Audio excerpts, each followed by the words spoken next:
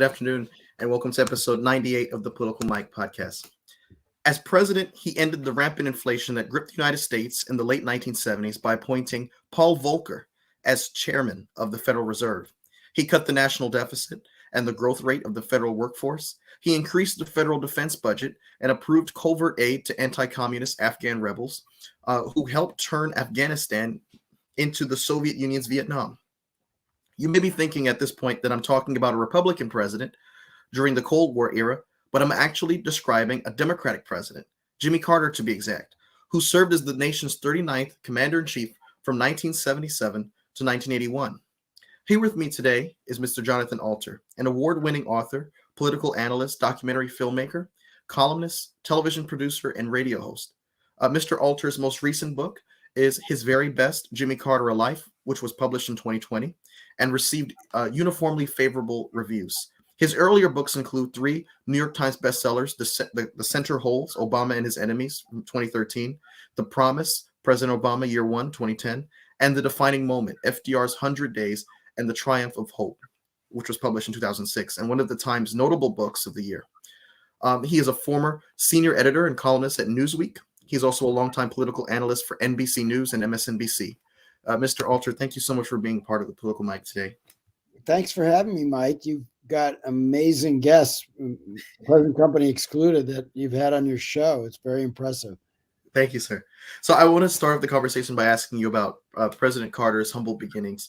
Of course, in Chapter 1, you portray a picture of Carter's hometown, Plains, Georgia, as actually have less than half of the population being white residents. You also describe, him going to school with clay, with red clay all on his clothes, on his face.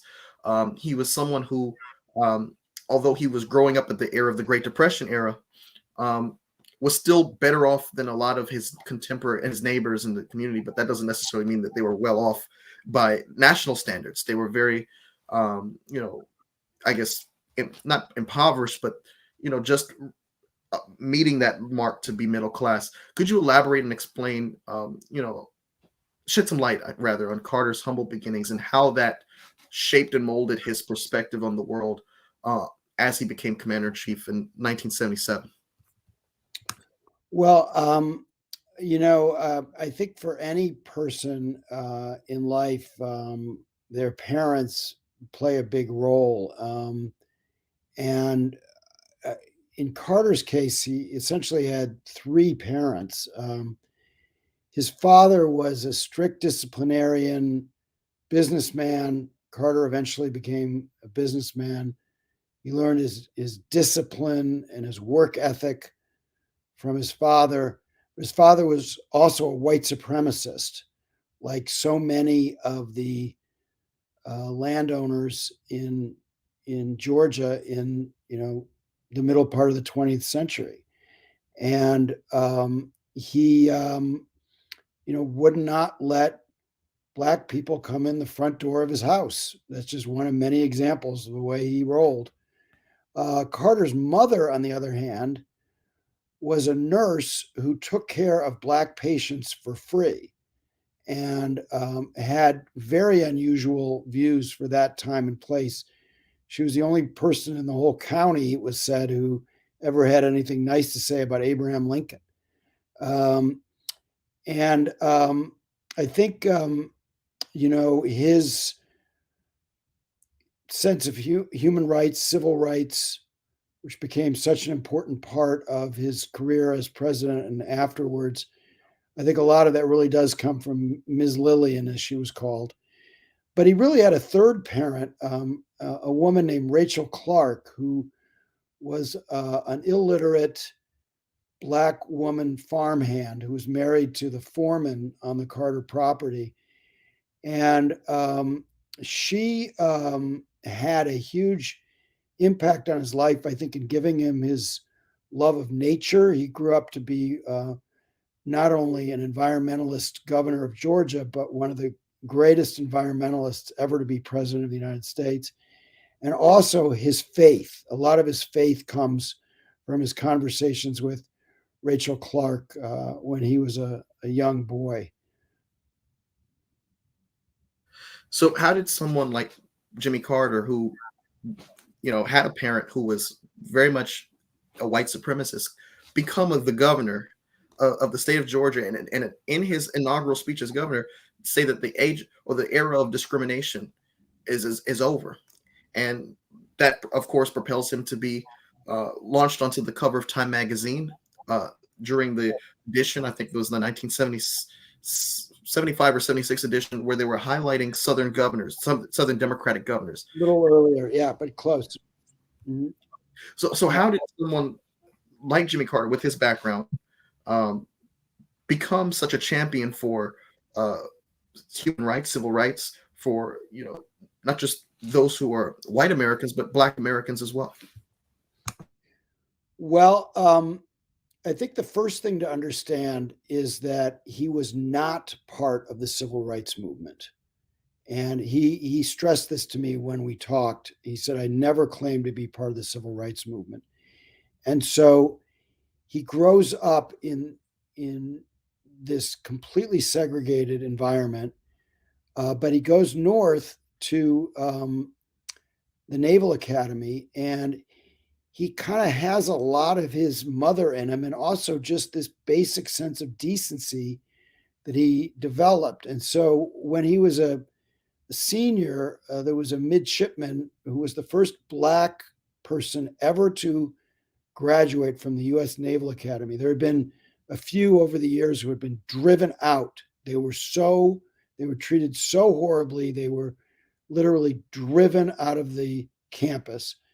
But he was very nice to this midshipman, and when he was being taunted by racists, and yet he still maintained his own Southern pride. So when they tried to haze Jimmy Carter by forcing him to sing "Marching Through Georgia," which was the song that Sherman's army sang when the Union Army was in Georgia, and was a very humiliating song for white Georgians, he wouldn't sing it, and they beat him. So that gives you a sense of him being sort of torn between these two worlds.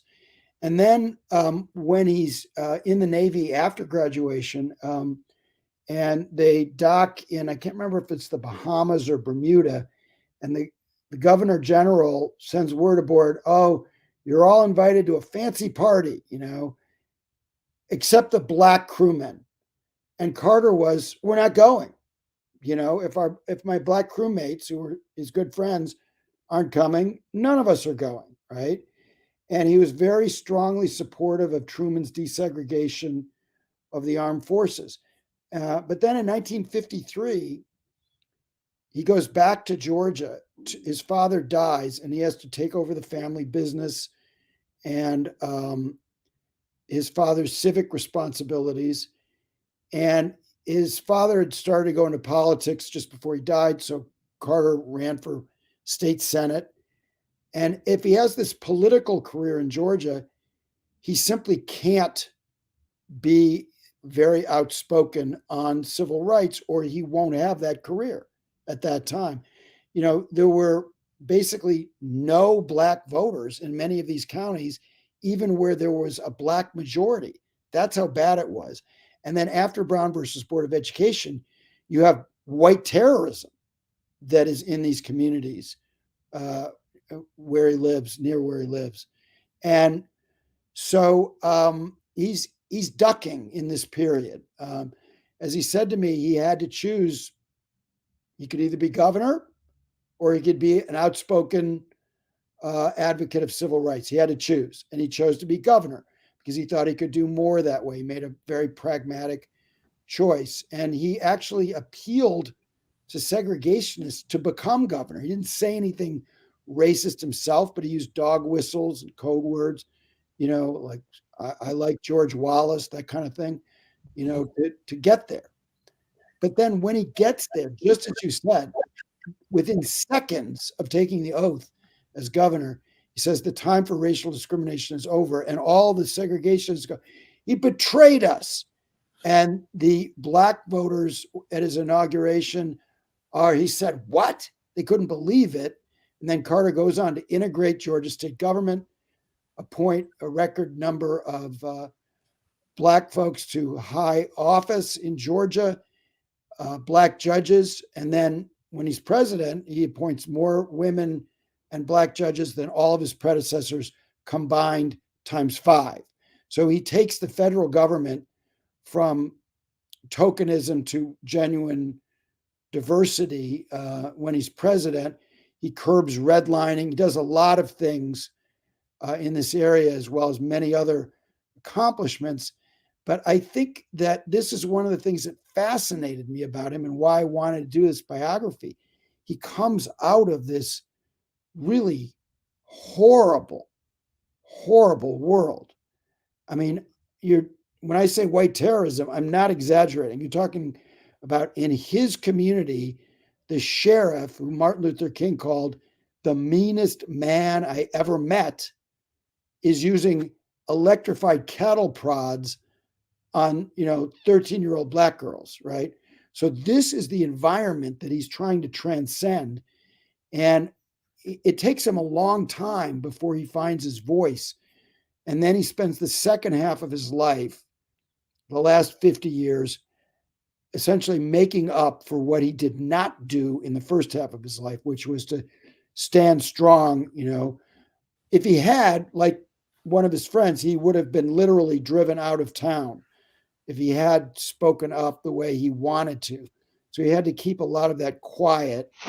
But I think one of the lessons is better late than never. Like, come to social and racial justice late, but get there, and that's a sign that we need to, be a little bit patient. The way, to use a different civil rights issue, Barack Obama wasn't for same-sex marriage. Joe Biden was ahead of him.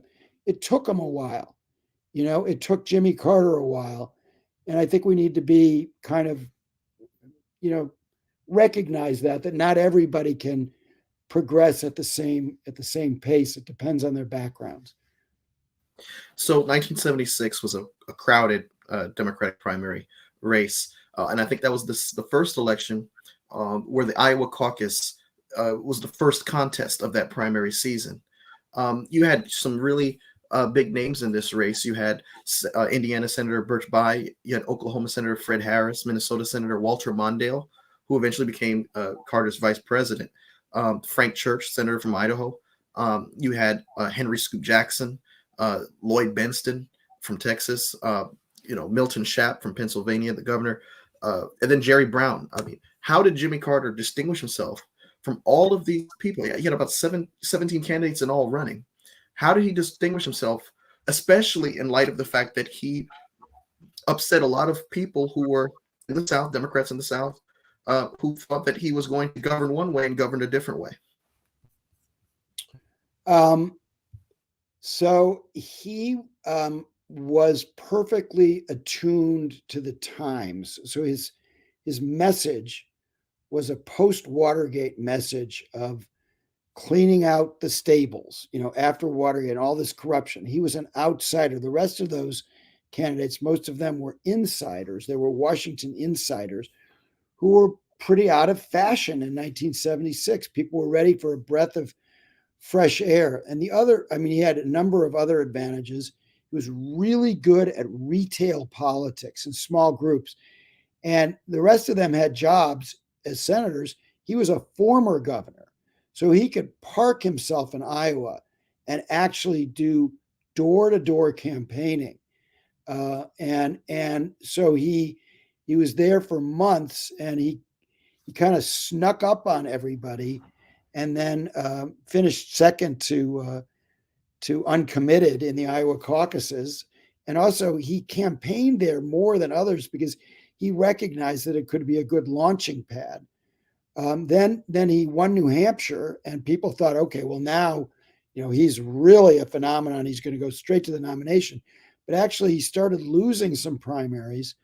And one of the, I think, key things for him was beating George Wallace in the Florida primary, because basically by doing that, he basically ended the racist wing of the Democratic Party, and we haven't had it ever since.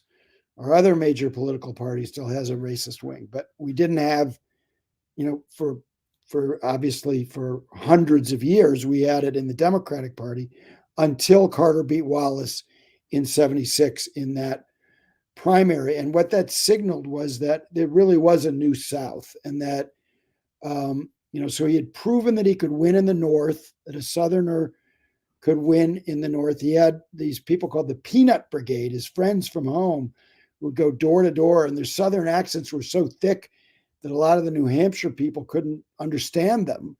But they really appreciated that they'd traveled all that way to vouch for Jimmy Carter. And so he just kind of did everything right. And as bad a press as he got when he was president, which was really bad. I mean, his press secretary, Jody Powell, once said, we not only didn't have a honeymoon, we didn't have a one-night stand with the press. But in contrast to that, when he was running for president in 1976, as he told me, he got a much more favorable press than he even deserved. So one of the things that I thought was interesting that you mentioned in the book was that Jimmy Carter governed by looking at his problems that were before him as president as a series of engineering problem sets. Could you explain how he viewed every problem as a series of engineering problem sets and how he tackled that problem as such? So Carter was an engineer, and he was, an officer in the Navy, but basically a nuclear engineer, and working on the most exciting tech project of the middle part of the century, the nuclear-powered submarines. And he saw public policy basically as an engineering problem. And so he would tackle it and try to get to what the right solution was. And the problem is engineers, they often rise in corporate America to just below the top, because a lot of them, and Carter included, they can't really understand why other people don't come along when you studied the problem the way an engineer does, come to the rational solution, figured out what to do about it, what the right solution is, and then somehow, like, other people don't understand that. So this caused him political problems, that he really didn't think like a politician. He thought like an engineer, and sometimes that could be great. So he would engineer peace in the Middle East between Israel and Egypt. And, with this attention to detail that engineers have, that he was much criticized for, but I think it helped him not just in the Middle East, but it helped him on the Alaska Lands Bill, which doubled the size of the National Park Service, a huge accomplishment. It helped him in normalizing relations with China, which is the foundation of our global economy. And it helped him on the Panama Canal treaties, which were enormously important in Latin America and helped prevent a major war in Central America. And then he kept applying those skills in his post-presidency. Like, there's a disease, guinea worm, engineer a solution. And they've come close to eradicating that disease. Now, sometimes he take it a little too far. Like, he decided, okay, I'm going to engineer poetry. I'm going to find these poets. I'm going to have them give me advice. I'm going to learn everything about how to write a good poem. I actually think he did write a few good poems in his book of poetry, but that's maybe notwithstanding the fact that he was trying to engineer his poems. And in many ways, Mike, he's a humanist. He's a driven engineer with a humanist below, trying to escape. So during the campaign, during the debate in 1976 with President Ford, Carter evidently was not in favor of handing over the Panama Canal to Panamanian control. What changed his tune, and how was he able to convince, once he did change his tune, how was he able to convince the Senate to ratify what became the treaties that really gave Panama control of the Panama Canal? Well, first of all, I'm not sure that he really came out against turning over the Canal. He was just being a cagey politician trying to win, and he sort of fudged his answer in 1976. But he knew that it was in the interest of the United States and the world to do this. So first he has to get the thing completed, the deal completed after he first becomes president. Everybody tells him, push it off to the second term. This is just a loser politically for you. And indeed, 5 senators lost their seats because they voted for it. It hurt Carter politically. But he just felt it was the right thing to do and extremely important in terms of our relations in the Western Hemisphere. How he got it through is, to me, when I started this book, if somebody had told me I would be as interested in the Panama Canal as I became, I would say no way.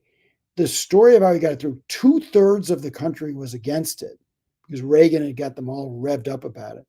But it required 2/3 of the Senate for ratification. And that was a very complicated story. I think the most important thing he did was he got Howard Baker, who was the Republican minority leader, to join him. And he had Baker went down to Panama. The Carter people briefed him. Baker was a good man, and he understood that it was in the interest of the country to do this, even though it would cost him politically.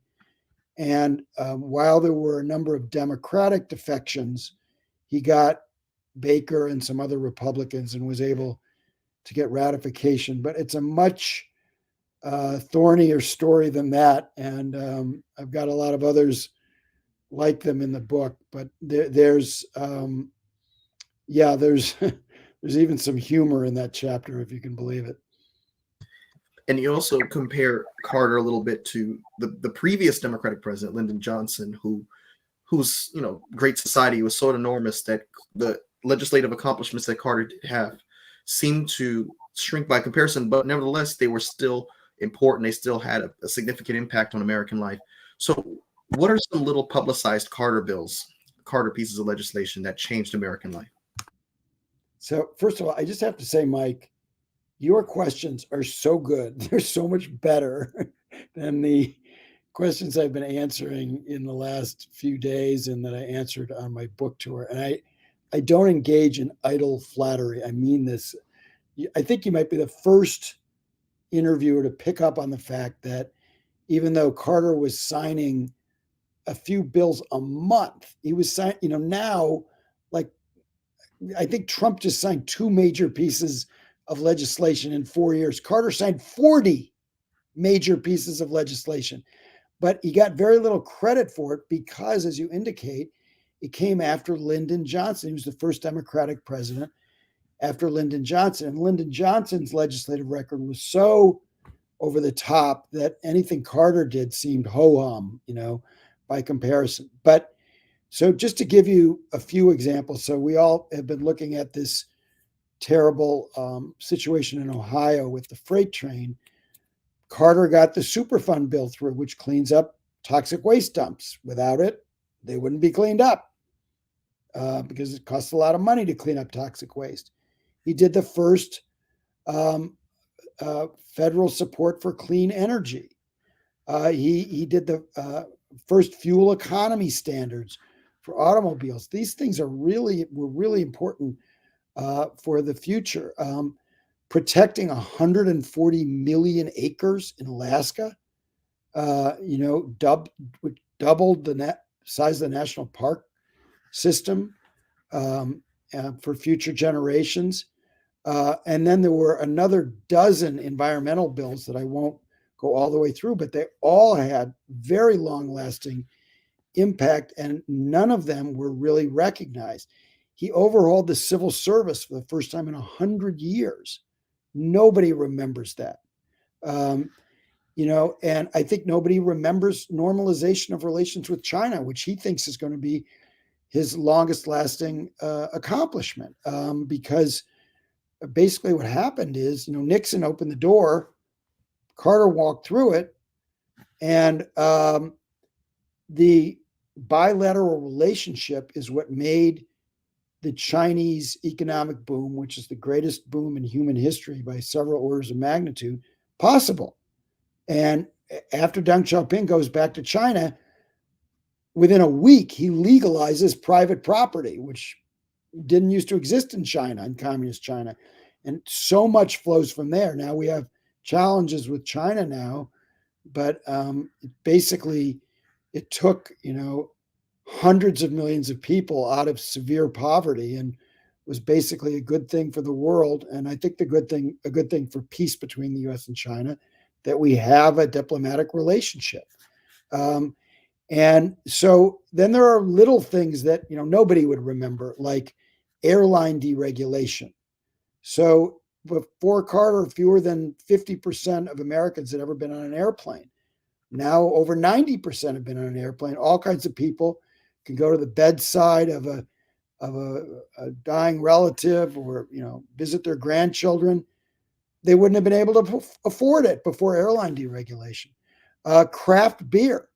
The beer industry was so regulated that craft breweries were not, it's hard to believe, they weren't allowed. So think of the flowering of the craft breweries now. And that's, again, a very small example, but gives you some sense of how broad these accomplishments were amid real political failings, amid a really sour economy. But there were these things that got achieved when nobody was paying much attention. And so, what are some of those ways that President Carter broke with the Richard Nixon, Henry Kissinger policy of detente with the Soviet Union? You alluded to it a little bit just now, but what are some of the tangible ways in which Carter now is transitioning in terms of U.S. relations with, the Soviet Union? Well, he signed the SALT II strategic arms limitation talks, they were called, and so he signed a arms control deal that, until very recently, when Putin is now abrogating these treaties, it led to some of the Reagan arms control deals, even though it wasn't ratified by the Senate. Both sides abided by the treaty. And I think that some of the weapons that the Carter administration built that Reagan got credit for, most importantly being the B-2 stealth bomber, they were very influential in convincing the Soviet Union that they couldn't compete at that level. We're seeing this again now, all these years later. But most important was human rights, and what's called soft power, what political scientists call soft power, and really helped hollow out the communism, and also led to a kind of democratic revolution in other countries where we moved from authoritarian regimes to democratic regimes. Now there's some movement back in the other direction, but things were actually much worse before Carter, and that human rights policy yielded huge benefits overseas. For the first time, the U.S. government set a standard for how other governments should treat their own people, and that was a very, very important change. And then, this impulse for human rights and peace extended into his post-presidency, which was, I think, slightly overrated because he didn't have any power as a former president.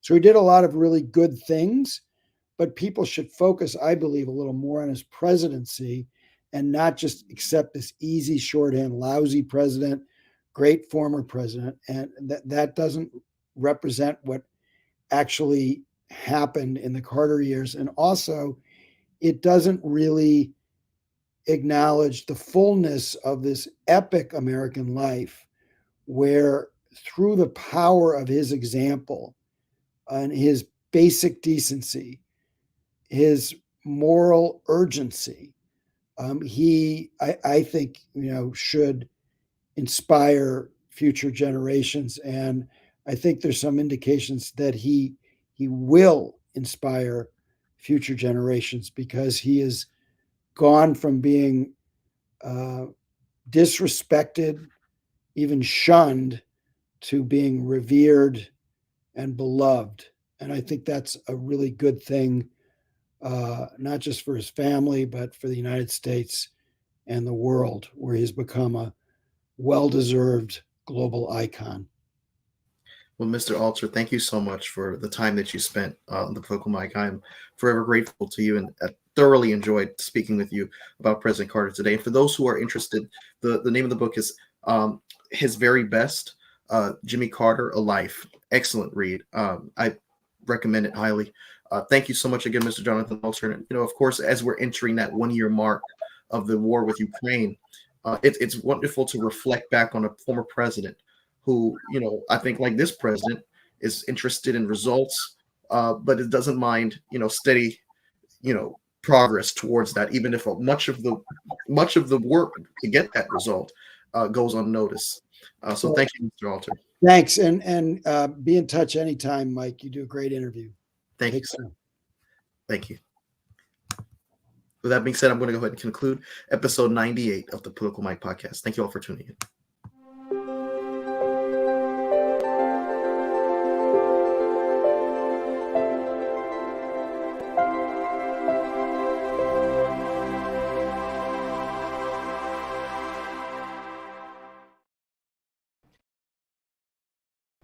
Hi, it's Mike Taylor, the host of the Political Mic podcast. If you like what you heard tonight, I want to invite you to subscribe to our YouTube channel. I also want to ask you to please follow along on Spotify, Apple Podcasts, Google Podcasts, iHeartRadio, TuneIn, and Amazon Music. You can also follow along and keep up with the conversation through our Telegram channel. Follow us on Twitter at @ThePolyMike, and follow us on Instagram. Thank you so much, and no matter what part of the political spectrum that you fall on, I want to encourage you to stay engaged, stay a part of the conversation, and stay informed. Thank you.